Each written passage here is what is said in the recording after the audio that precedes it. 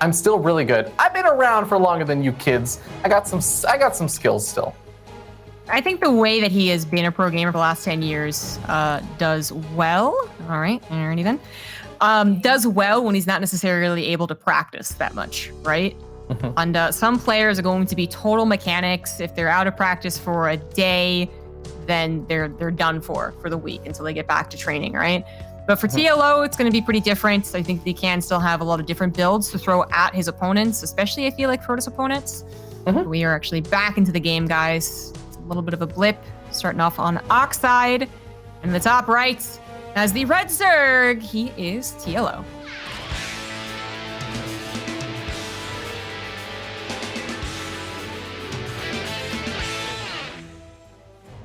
And down in the bottom left-hand side of the map, we have the blue Protoss player, a man so handsome that his parents decided he needed to be named after a super action hero movie. Max Angel, he is Astrea, Team Alpha X.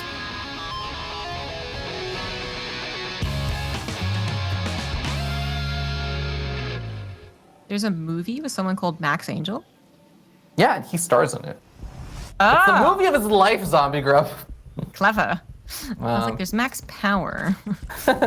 Yeah. Well, I'm actually, I really, really like these two players as an example, because, you know, I'm all sentimental right now, Zombie Grub. That last series, you heard me talking a lot about, like, the spirit of StarCraft players and play styles and what it means and all that stuff. And I really like these two players as well, because I think it's another demonstration of creativity from both players. I think both of these players are actually very creative. And obviously, you know, Dr. Dario gets that a lot, but they're creative in different ways. I think Astrea is very creative with his build orders. He's like good at prepared creativity. It's not so much like in the spur of the moment. He's just designing these build orders out of nowhere and pulling them out of his like back pocket and be like, haha, like I just invented this. It's more like he's coming somewhat prepared for each one of these games and having an idea of how he wants to approach it. And TLO's like, he has the creativity you can't really teach. He's like this spur of the moments, like, wait a second, what? I could load these banelings into the Nidus Worm and then unload on the other side of the Nidus Worm. And like, my banelings will blink like 5 feet, but that will catch you off guard. Like those spur of the moment things you just can't really teach someone. Dario is really good at that. So the Rock Lee to the Naruto. I gotcha, it's fine. Okay, yeah, you know how. Talent to the hard work, yeah, all that. I don't even think it's, you know what? I will say it is a talent of creativity, but like, I actually think they're both talented in their own respective ways. Katz was actually talking about this the other day, where like, I actually think Astrea has like a talent for understanding build orders and how they like pair off against things. I think that's actually where a lot of his success comes from, is that he grasps it a lot faster than a lot of other people. Yeah, before Astrea really ascended into one of the dominant players of NA, back when he was kind of like, oh, what is this guy? Who is he? He was just, for me, just known for odd build orders. And I think he's taken that and really run with it by improving on his mechanics and his understanding of the game, as you were talking about. So I agree. I concur with your description of both players. We have something kind of normal happening, though, don't we? I mean, it's Void Ray after the Oracle, sure, but the context of the meta as of right now, it's actually still kind of normal and not unexpected at all. What would be unexpected is maybe like more Void Rays, like 3, 4, 5. Yeah, that is definitely, occasionally we'll see it, but it's becoming a bit more rare as Protoss players are realizing, maybe just making only Void Rays doesn't really work out versus Zergs anymore. Oracle takes quite a bit of damage over there from the Queen before it starts working on those drones, and won't be able to escape out of there alive for now, since there's no Queen over at the third, ready to snipe away at it, but, well, okay, yeah, should be safe for now. Second Void Ray. All right. Well, TLO certainly had a lot of practice against someone who liked Void Rays when he played Asuna. They went to 3 games, a couple of cheeses, one really just powerful macro game. I do believe Astrea is a better player than Asuna. I mean, just look at the standings. We'll say that. I don't have to, but if he's going to play a similar style, which is just, I think Asuna was mostly just kind of like maybe some early adepts. He started off a game with a cannon rush, actually, one of the games, but otherwise just a couple of adepts and then not much else for the pressure. I don't know. TL, I think, would actually be kind of comfy against it. Oh, almost getting the Oracle. Recall is going to be good. There's enough space back there. Safe. Nice. No, I think that's a good way of putting it as well. Like, oh, man. Third Void, right? So I really want to know, does it stop at 3? Because there are actually a lot of pros players that will say, like, I will make 3 Void Rays, and it sounds like a hit squad kind of thing that just runs around trying to be active. And we did end up seeing this. I was trying to look up and see who the player was. It may have actually been Astrea, but I think it might have been a European Protoss player that was going for like this 3 Void Ray opening, then transitioning out, and just was trying to stay hyper active with those initial Void Rays. Yeah, so we've seen that. You're right. I can't think of the specific player right now, but you can try and hit squad with the Void Rays and either be like building up behind it or actually transitioning. We do have a purposeful double Hydraless Den coming out from TLO, so looks like he is going to try and bust later on. Like he's getting his economy, maybe even up to 4 hatcheries, but he's not going up to like 80 or 90 drones. He wants to get both upgrades for the Hydras and then hit when those are done. Yeah. Promise you guys, even though, you know, he's at like the unbelievable age of 30 now, like he's not old and senile yet, he's not just forgetting. He threw down a Hydraless Den a quarter of a second ago right there next to it. It's a pretty cool little timing over here. We'll see he's going to be able to try and hit. And I don't know, like the timing of this gets a little bit weird to me, Zombie God, because I see the Gateway Flood that's already coming out here from Astrea, like how quick that transition was. And I see the upgrades over there for TLO and the fact that he'll still have to he needs time to actually move out. I don't actually know that he hits quick enough. Yeah, I'm not really super convinced by this build, but I'm waiting to judge until we actually see the dynamic, because the Banelings don't need to be fast to be effective against what most of Astrea's army is going to be, right? Which is a bunch of charge lots. Like, the charge lots will run to the Banelings kind of no matter what. And then the Hydras, once the charge lots are gone, the Hydras can rip and tear through Sentries, Immortals, and even Void Rays. So I definitely grasp the concept. What I'm worried about is like the defensive properties, force fields, and shield batteries. Oh, I love the stasis trap there. Oh my god, Astrea, he doesn't even have to worry about that Adept getting hit for a bit now, because the stasis trap lings are just going to act as an immutable force field. Those Banelings you were talking about moving very, very slow. We got those force fields coming on out, keeping those Banelings a good bit away from the army, but actually hit the shield batteries and the cannons. I think there's still enough over here for Astrea to hold on, though. Yeah, I mean, it's actually even looking like even if the Banelings did hit pretty well, it wouldn't have really been enough. There's just not that many Hydras, but it's important to note that the count that is growing is of the Hydras. The Lings are certainly replaceable. The Banelings, less so, but yeah, you can keep the Hydra count growing. Suddenly it was a kind of paltry like 10 Hydras. Well, now it's 20 and 30. 5 of them are taken out of the equation with a good stasis trap. You're going to open up the third option into Oxide with those rocks going down. But, you know, Astrea's army's also been growing throughout this. He didn't lose anything important himself. So the Hydra count's growing, but so is Astrea's army. Yeah, a couple more Zealots do end up falling over here, but now a bunch of these Hydras are about to be picked off right over here, although they do turn into a bit of a concave when, you know, TLO just decides to go in with the rest of the army. Banelings do manage to get pretty good connections on a large chunk of this army, and there's actually not that much left over here for Astrea.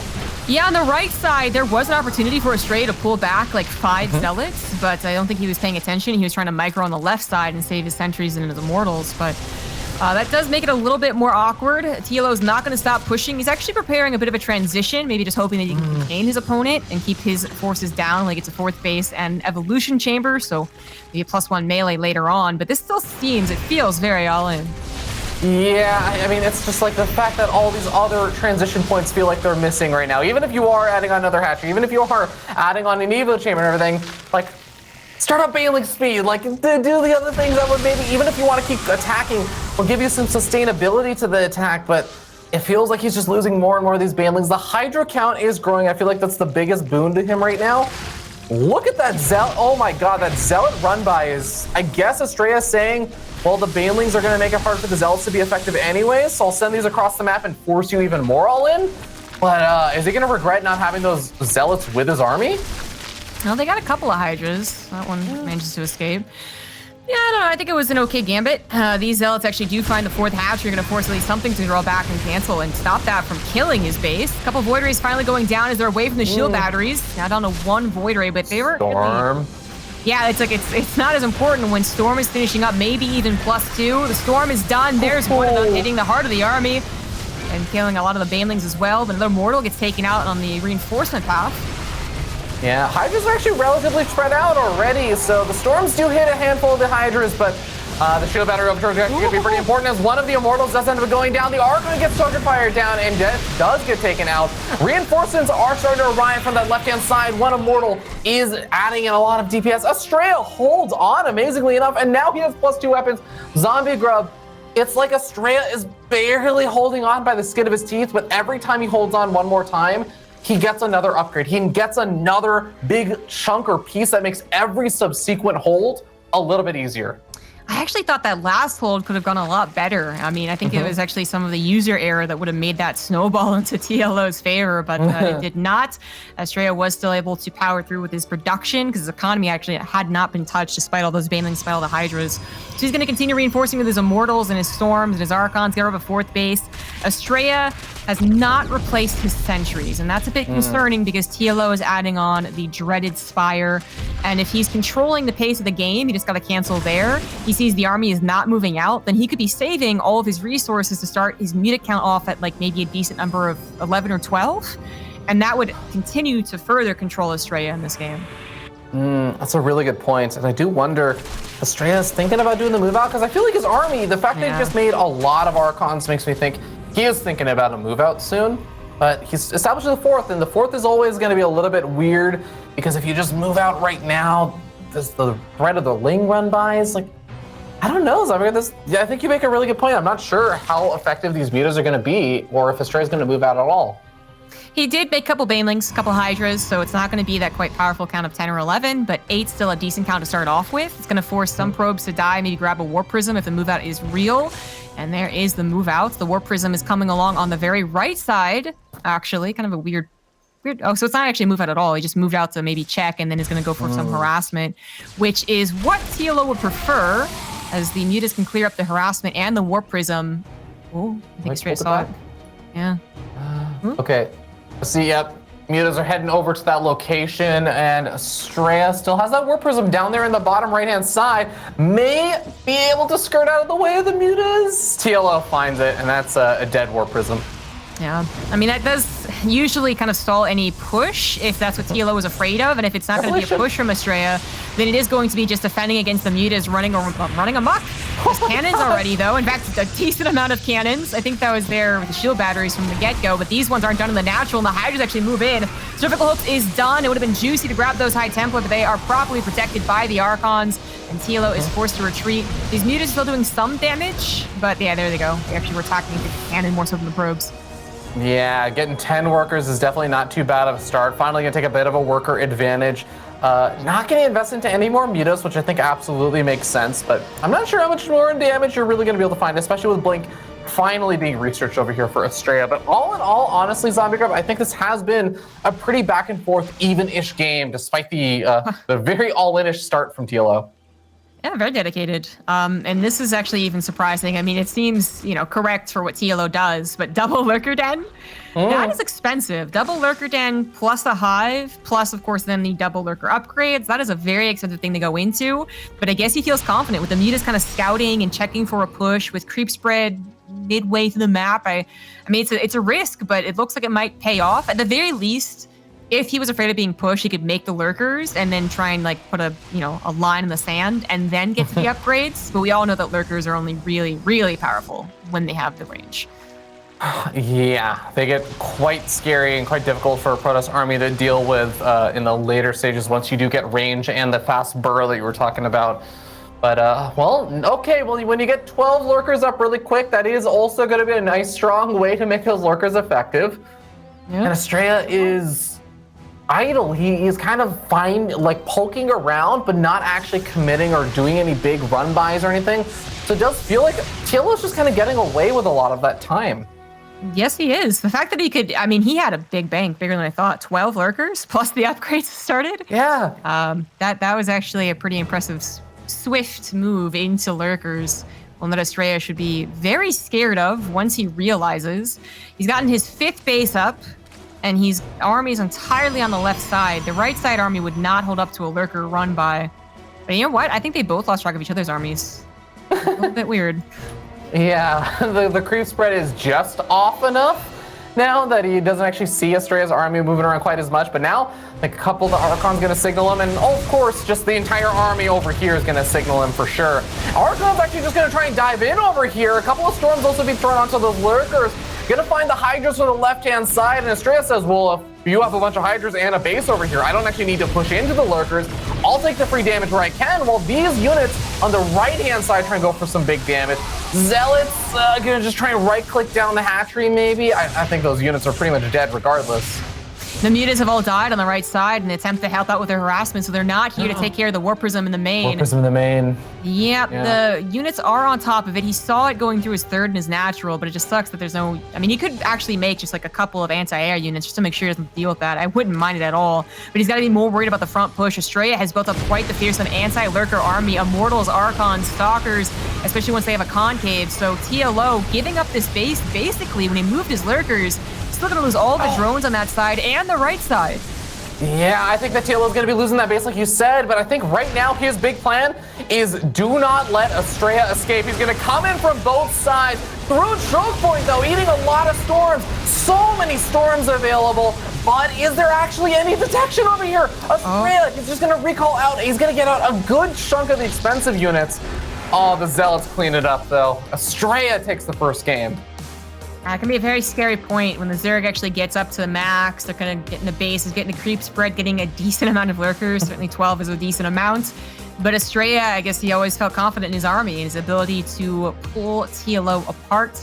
If TLO had been getting like maybe a minute more, maybe then he's like situated his lurkers, he's up to 20 lurkers, and he has static defense. And we're talking about a much longer game. But Astrea, masterful at the end. I still got to give props to TLO's transition to late game. I actually thought he was going to struggle a lot more than he did to even get there.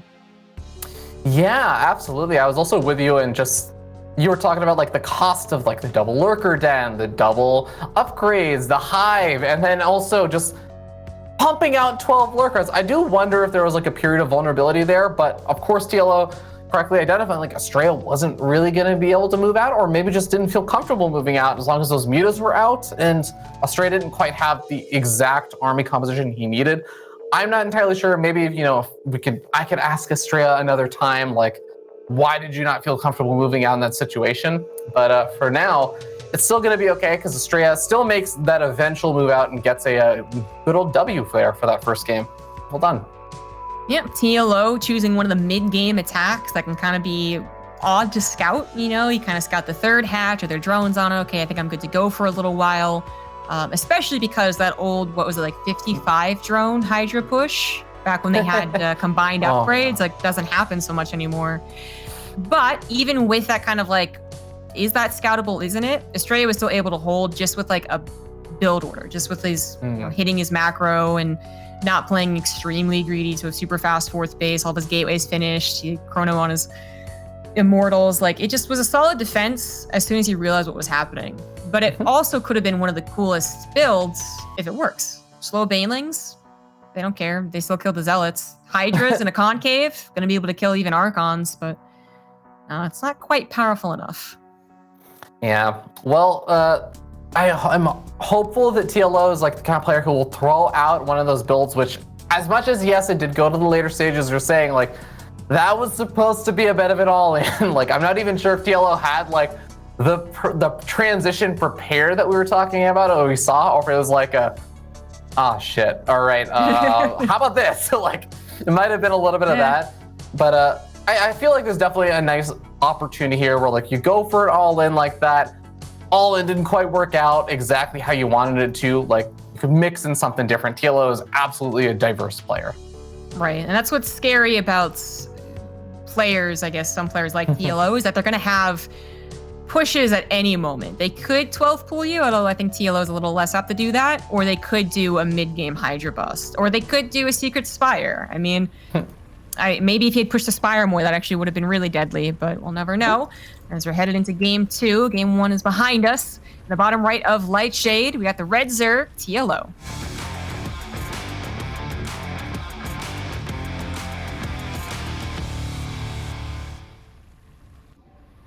And up here on the top left-hand side of the map, we have the most handsome player in all of North America, besides maybe Epic. It is the blue Protoss, Astrea, in Alpha X.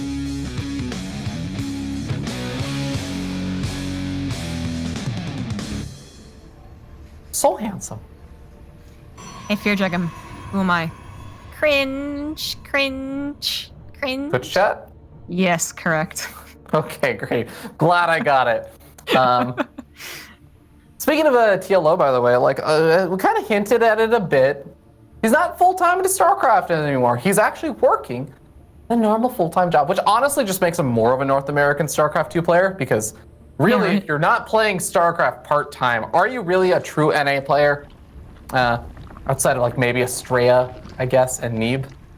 And Scarlet. You know, it pains me to say this. But okay, you know what? Scarlet's back in NA, so maybe I'll say like she's back in the NA camp. But I remember you were around. We were getting soju after a late day, GSL vs the World or something, and I like asked Scarlet. I'm like, do you consider? I can't remember exactly why I asked this question. There was like some context for it, but I was like, you consider yourself an NA player? She's like, no, I'm not really. I'm like, what? No, Scarlet, you can't take this away from me. You can't do this. No, but yeah, Scarlet's in like the half and half camp, I think, because she actually, I think if she has the choice outside of the COVID stuff, she would live in Korea. Like, she wouldn't be living in North America, regardless of StarCraft. Like, if she quit StarCraft tomorrow, she'd be like, yeah, but I want to live in Korea. I don't blame her. Korea's awesome. I thought you were going to go a different direction and talk about how she was playing Brood War semi-professionally. Well, then she is a Protoss player, isn't she? Yeah.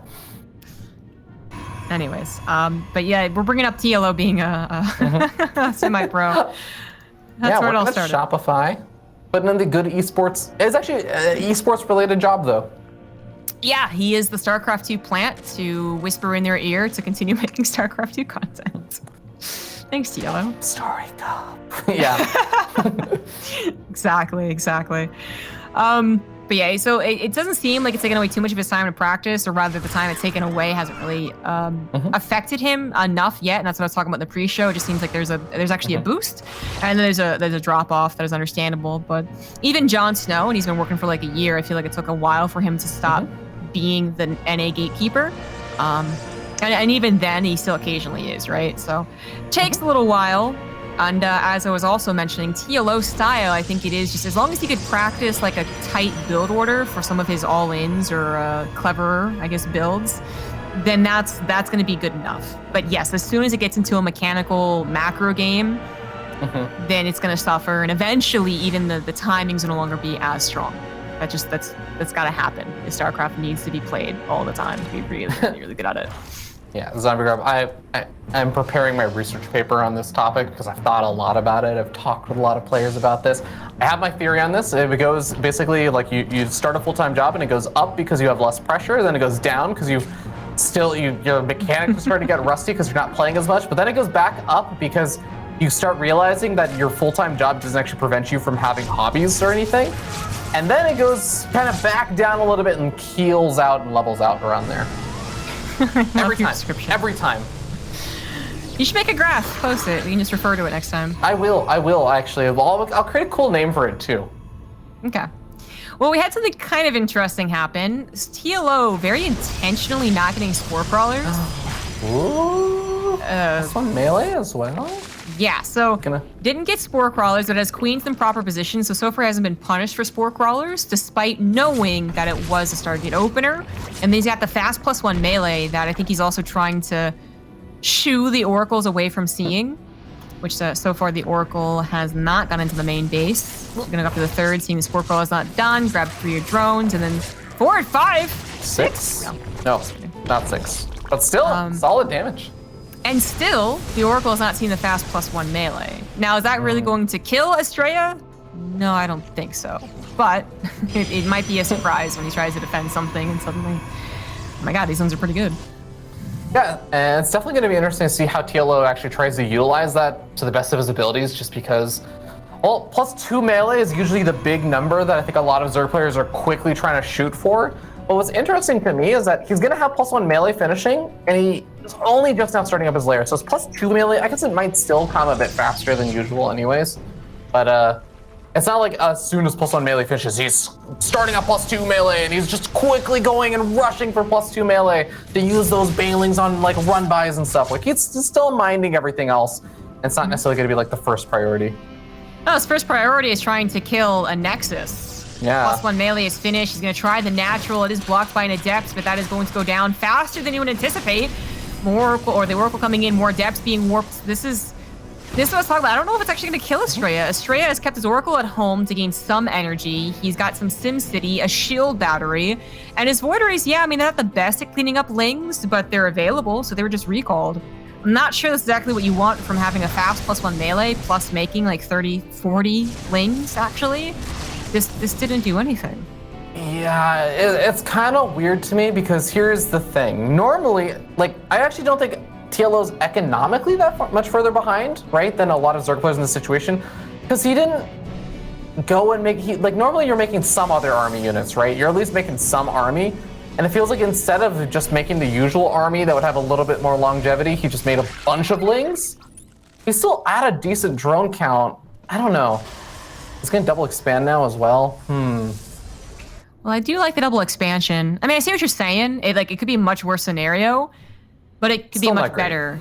Yeah. It could be so much better. You know, imagine if you didn't make 30 extra lings, because you make a couple just to scout and like kind of poke and prod. But imagine 30 lings and instead it's the 15 drones. Like that's Yeah. That's a supercharged Zerg right there.